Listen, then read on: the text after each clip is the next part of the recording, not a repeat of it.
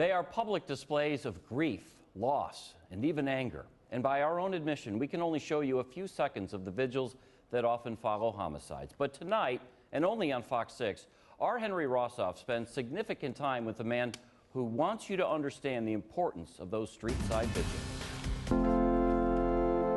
If the flames, it's just a wonderful metaphor of tiny candles, they are symbols of hope, can bring comfort, especially in the dark when you see its flickering light.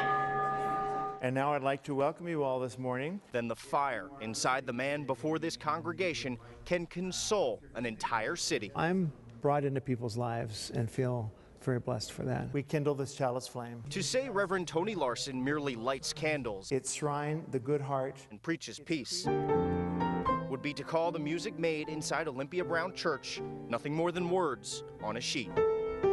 Larsen's been playing piano and strumming his guitar at the same church, Olympia Brown, for 35 years. But it's the chords of comfort he shares with those mourning murder that really sparks Larsen's spirit. The community ought to be doing something. We shouldn't be ignoring it.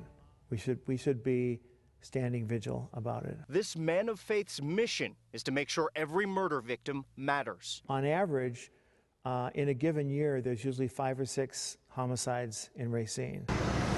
And for 15 years, each time there's a tragedy, Larsen leaves his warm and welcoming church. So we're gathered here again for an often cold Racine street corner. Intuitively, people know that something bad happened here. In the same spots where days earlier death and darkness dominates, Larsen leads others in lighting up the night. It's kind of powerful to see that happen. A group of local spiritual leaders known as the Racine Interfaith Coalition started these candlelit vigils. The reason Larsen soon became the leader is simple. Mostly it was just that, yeah, I have a guitar and, it was easy enough to do. But with each flickering flame, his passion for these already meaningful moments began burning brighter. Ex-boyfriend killed her. We had 10 homicides. She was a young woman, could have been my daughter, 2 vigils on one night. It's just very sad.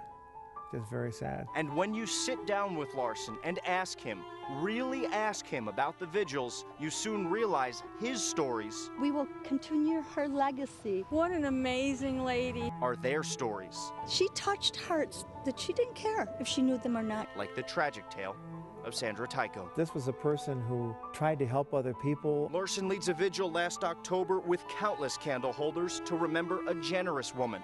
Her last act on earth, handing out quarters to those in need, is captured on a laundromat security camera. She's abducted and murdered soon after this video is recorded. And you see that and think, what a waste. I can't hug my son no more. I can't kiss him no more, tell him how much I love him, nor can his kids. Oh, God. Then there's the mother mourning Robert Davis's death.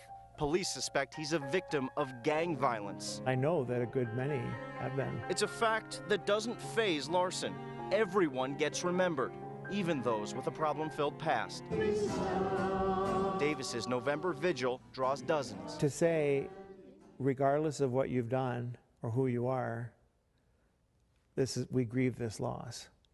And I can't help but think that says something to other people. The Reverend recalls countless tragedies and triumphs. Beginning in early 2002, there's a year and a half when he never needs to stand vigil. At different points, someone would say, we haven't had a vigil for a while, have we? And then someone else would say, yeah, I guess no one's been murdered in Racine. A double murder at a popular tavern fractures the fragile peace. Unfortunately, it was our good friend Angelo. The vigil for Angelo Wiggin and Donnie Silvers is attended by hundreds. To be able to say, as we did for a year and a half, how come we haven't seen each other? Because there hasn't been a homicide in Racine. Thank God for that. Larsen's never naive about the prospect of all-out peace. I'm not expecting that to come in my lifetime. Yet he always holds out hope to one day silence those songs of sadness and extinguish the need for tiny flames in times of tragedy. That would be a great place to be, to not have to do these. Until then, he'll continue illuminating the darkest moments year by year, comforting candle by candle.